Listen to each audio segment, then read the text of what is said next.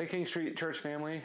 It's Pastor Nathan and Pastor Adam here, and we're trying something different the next few weeks. We like connecting with all of you, and our main opportunity is when you're in the building, but we wanted to have like a midweek connection with you all online. So for the next few weeks, we're going to try to connect. It might not always be Pastor Adam and I, it might be some of the other pastors, but we're looking forward to looking at the parables, this mini sermon series we're in. We're excited about what Pastor Jay taught on last week. Pastor Rob's coming up this weekend, and then Adam's going to finish the sermon series. But we're really looking forward to it, and we just want to dive in a little bit deeper and reflect on the message. So I guess to start off, we kind of open up with forgiveness, the unforgiving servant, debtor. Mm-hmm. And I guess just first off, Adam, what do you think? Anything stick out to you from the sermon, the message? Yeah, I mean, when Jay was preaching, I was really, I don't know, I think a lot about forgiveness, and so it was really cool to hear him kind of open it up from that particular parable. And I really appreciated the way he talked kind of about how forgiving is not the same as forgetting. Mm-hmm. I don't think he used those words exactly, but when he was talking about how, forgiveness is releasing someone from debt, as far as I am the one to address them for what they've done. Yep. But that doesn't necessarily come along with forgetting about the offense that has occurred, or putting yourself back into a situation where you're vulnerable to have it happen again. I think that's really important. Mm-hmm. And I think sometimes that in life, in the church, wherever we may find ourselves, we hear that whole idea that forgive and forget, forgive and forget. It's like, so sometimes maybe it's wise to learn to carry that tension of, I forgive, or maybe I'm working toward forgiveness, mm-hmm. but I'll never forget because I can't. Yeah. And so, how does Jesus help us carry that? Mm-hmm. So I appreciate too how Pastor Jay, there's kind of normal grievances or like sins that one commits to another. And then there's the next level, which I think Probably more what I'm talking about. More what you're talking about, yeah. For sure. There's a lot of wisdom too required, I guess, in how to know the difference between those grievances or offenses that simply need to be passed over. Yeah. Versus those things that we really do carry with us and maybe take a little bit more of an active forgiveness. Mm-hmm. And I didn't even mention this, but for those who didn't see the message, please go back and watch it. But Pastor Jay taught from Matthew 18. Long story short, or medium-sized story short, a servant goes to a master and can't pay his debt, a ginormous debt. The master forgives him of his debt. And then this person goes out and someone else owes him money, and he will not forgive the person. In fact, I believe, doesn't he throw him into prison? Until he can pay it. Until he can pay it. And the original master finds out, and it just really, it was a great story. I mean, Jesus in these parables, when you get done with them, you either have to, the way he teaches them, it's you either have to change what you're doing, or you get to go back living like you never heard the story before. And I appreciate about the parables. And then it just really was, I was thinking how easy it is for us to downplay our own sin and struggles, but then to elevate what other people do to us. And I just thought about that in light of this debtor who, we go before God and we have our struggles and he knows us. And, we sometimes can go a little too far in the realm of knowing we're forgiven and let those sins stay in us and linger around too far. Yeah. But then we go out and other people hurt us, and we're so hard-hearted towards them.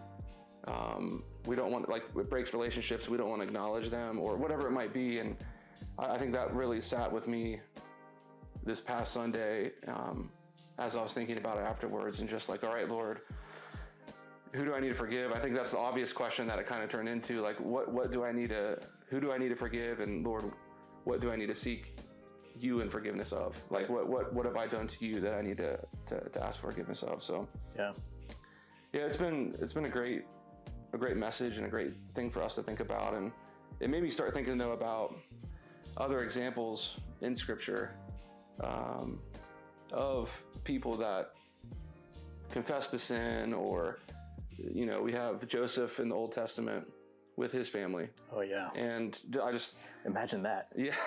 Well, actually, I was reading something with the worship team this past week about people carrying their burdens into church, and how we can be grateful that God allows us to do that. But they talked about some of the hardest burdens people carry are relationship burdens, and like the people closest to you can end up hurting you the most. And I think about Joseph in the Old Testament, like his brothers beat him up, throw him in a pit, sell him. Each step, Joseph, as he goes along in his life, he keeps hitting roadblocks and people wronging him. And all of a sudden... And it's just amazing when he encounters them later. Yeah. He knows who they are, yeah. and they don't recognize him. And he like just holds back from what I would want to do. Yeah. Which was make sure that they knew every wrong. Yeah. That they ever committed against him. That's a really good example. Yeah, and just each step, like how he was able to trust the Lord, well, he was sold and then he was in prison, and then like just these different things that happened to him, and his eyes are focused on the Lord, and he was being faithful to the Lord in those moments. And then at the end of his life, not the end, but whenever he was finally like second in command in Egypt, his brothers are before him, like you were just mentioning, and like the way he remained faithful to the Lord, and how God then used him to like save his family. Yeah.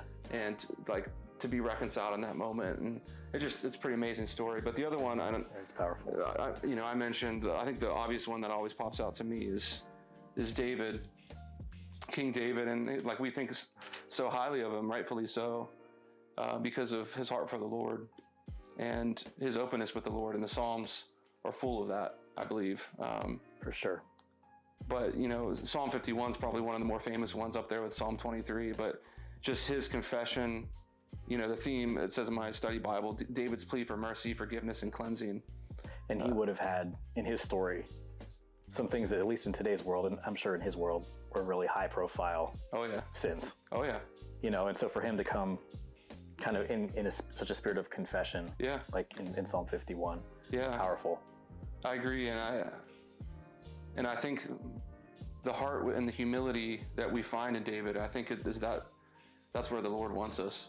And I think when we're in that place, I believe that God can work in amazing ways. Psalm 51, have mercy on me, O God, according to your unfailing love. According to your great compassion, blot out my transgressions. Wash away all my iniquity and cleanse me from my sin. For I know my transgressions, and my sin is always before me. And against you only have I sinned and done what is right, evil in your sight. And he just keeps going. And created me a pure heart, O God. Yes, I think all of us as believers can relate to that and connect with that. And those themes have just been playing out in my mind the last couple of days. Sure.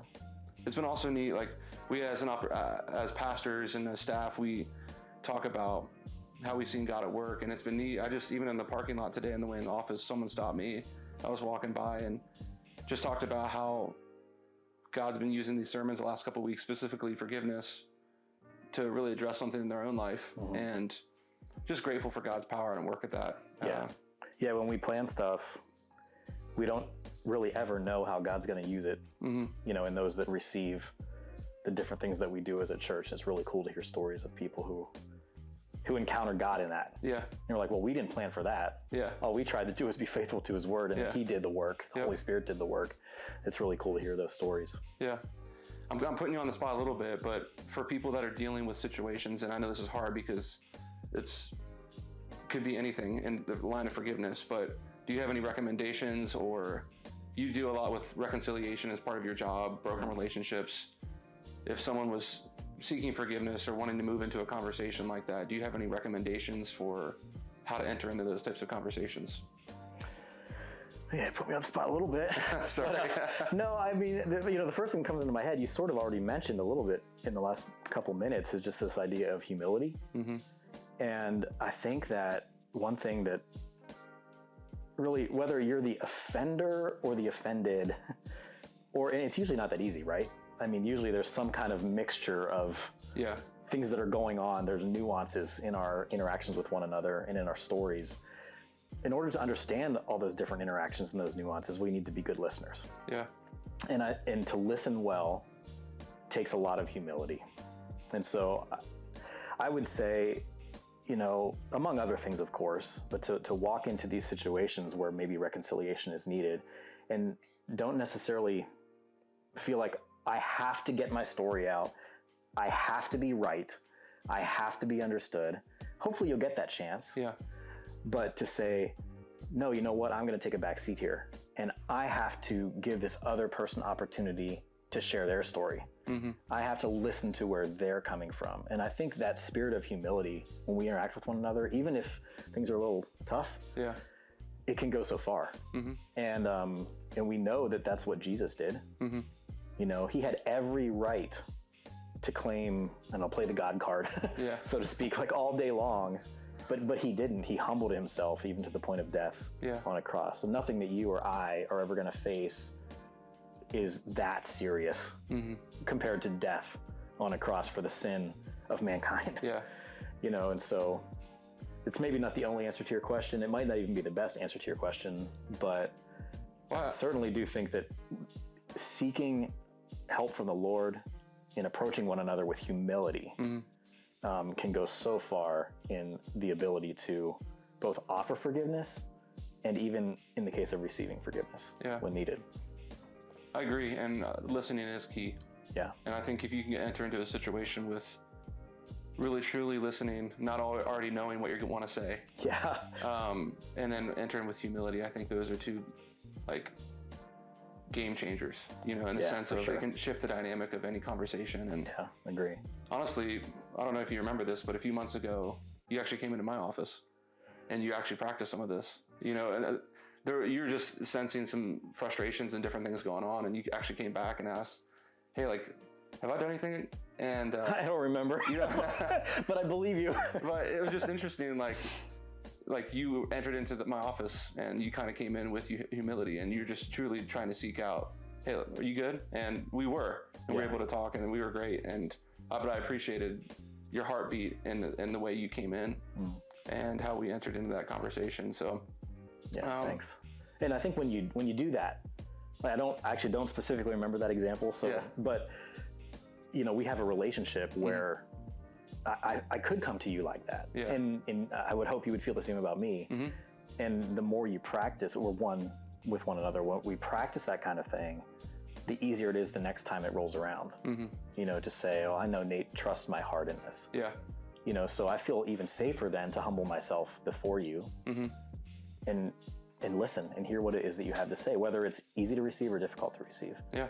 You know, so as we practice this, I think we get better at it, and it becomes more part of our kind of routine of living in the way of Jesus. Yeah. So we hope that was helpful for you all this week. We just want to take the message a little further. We're praying as pastors and as staff that each week as you come in and experience the Lord's presence, and as we open up His Word, that you're being transformed by it and challenged by it. Sure. And I feel like forgiveness is one of those ones that almost anytime you preach on it, someone comes to mind or a situation comes to mind. So I think Adam and I's heart for you this week, over the next few days, is to seek the Lord. And if there's ways that you need to seek forgiveness or forgive others, to be obedient in that, and to pray about that, and to have wise counsel in your life, to be able to talk to people and ask what it looks like to forgive somebody. And if you ever need help or want us to talk with you, we'd love to do that as well. Yeah, we're here. Yeah, and we're super excited for the next 2 weeks. Like I mentioned, Pastor Rob's up, and Pastor Adam, and just excited to see what God does and how He teaches through His Word to us. So we hope you're having a great week, and we'll see you again next week.